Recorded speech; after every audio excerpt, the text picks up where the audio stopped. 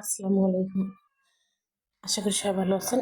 আলহামদুলিল্লাহ আমিও ভালো আছি। তো আমি এই তো এখানে লটকা মাছ ভুনা করবো। তো লটকা মাছ ভুনা করার জন্য এখানে আমি কি মসলা ব্যবহার করলাম সবটাই আপনাদের সঙ্গে শেয়ার করব। তো এখন আমি দিয়ে দিচ্ছি, দেখুন এখানে মরিচ আর পেঁয়াজ বেটে রেখেছিলাম, লবণ, হলুদ, মরিচের গুঁড়া আর হচ্ছে তেল দিয়ে এখন আমি মেখে দেবো। তো এখানে কিন্তু লবণের পরিমাণটা খুবই কম দিবেন, যতই বেশি মাছ হোক না কেন লবণটা সবসময় কম দেওয়ার চেষ্টা করবেন। তার কারণ হচ্ছে যে লবণ যদি বেশি আপনারা দেন তাহলে এই মাছে লবণ থাকেই, তার জন্য একটু কম দিলে ভালো হয়। আর যদি লাগে আপনার লবণ পরে আপনারা নিতে পারবেন, মানে ওখানে দিতে পারবেন, আগেই কিন্তু বেশি দিবেন না, তাহলে খেতে পারবেন না।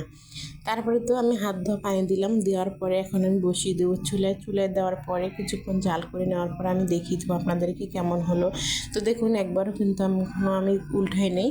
তো এই প্রথম ফার্স্টবার উল্টায় দিচ্ছি। তো এটা কিন্তু আমি অবশ্যই নাড়বো না, আর আপনারাও নাড়বেন না, নাড়লে কিন্তু ভেঙে যাবে। আসলে অনেক নরম মাছ, যার কারণে এটা খুবই সাবধানভাবে উল্টাই দিতে হবে। তা আমি উল্টাই দিচ্ছি না, ফ্রাই প্যানের এইটা ধরে আমি ঝাঁকি দিয়ে উল্টাই দিচ্ছি, উল্টানোর চেষ্টা করছি, কিন্তু আমি খুচুন দিয়ে উল্টাবো না। তারপর তো উপর দিয়ে একটু ধনে গুঁড়া আর জিরা গুঁড়া আমি উপর দিয়ে দিচ্ছি। দেওয়ার পরেও এখন আমি আবারও একটু ওলট পালট করে দেব, যাতে যেন মশলাটা পুরোটা লেগে যায়। এই যে দেখুন আমি খুচুনের মাথা দেওয়ার সঙ্গে সঙ্গে কিন্তু ভেঙে যাচ্ছে।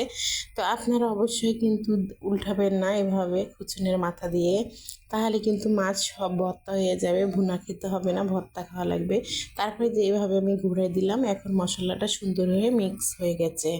এই তো তারপরে এখন আমি জাল করে নেব, একদম শুকনো শুকনো করা হয়ে গেলে আমি নামিয়ে ফেলবো। তো নামার জন্য আমি কোনো বাটিতে ঢালবো না, ফ্রাই প্যানের উপরে আমি নিয়ে খাওয়ার চেষ্টা করব, কারণ হচ্ছে ভেঙে যাওয়ার জন্য আমি অন্য কোনো বাটিতে নিইনি। তো কেমন হয়েছে আমার রান্নাটা অবশ্যই আমাকে কমেন্টে জানাবেন, ভালো লাগলে লাইক কমেন্ট শেয়ার করুন।